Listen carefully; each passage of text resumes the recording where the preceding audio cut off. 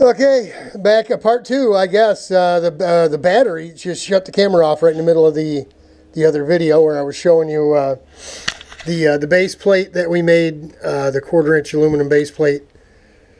Got to use our saw and drill press and all that stuff. We got to use our electrical, man. We're super excited about that.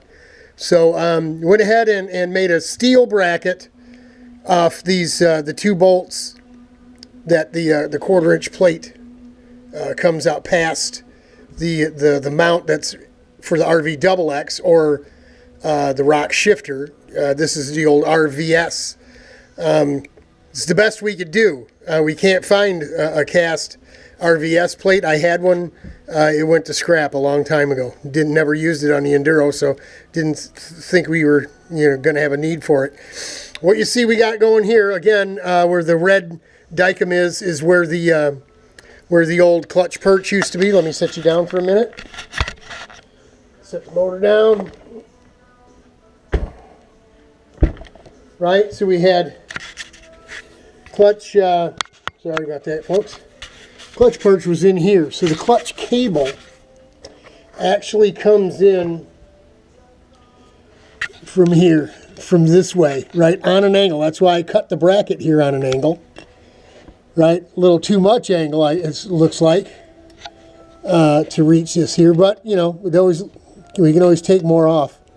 That's why I kind of left it a little long. But what we're going to do is take a piece of 5/8 round stock.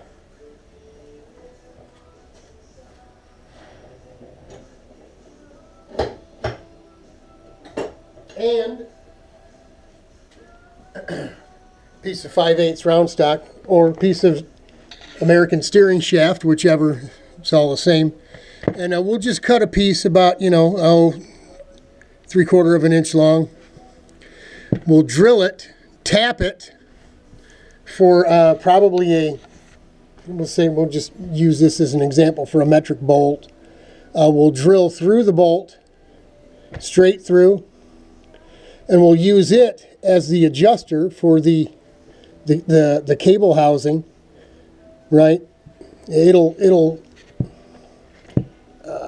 thread through the piece of, you follow? I know I'm up close and everything, but so that's what we'll do. Obviously, we use a much smaller bolt, but and we'll this piece that we drill and tap, we'll actually put a saw cut through the middle, wide enough so the cable can come out.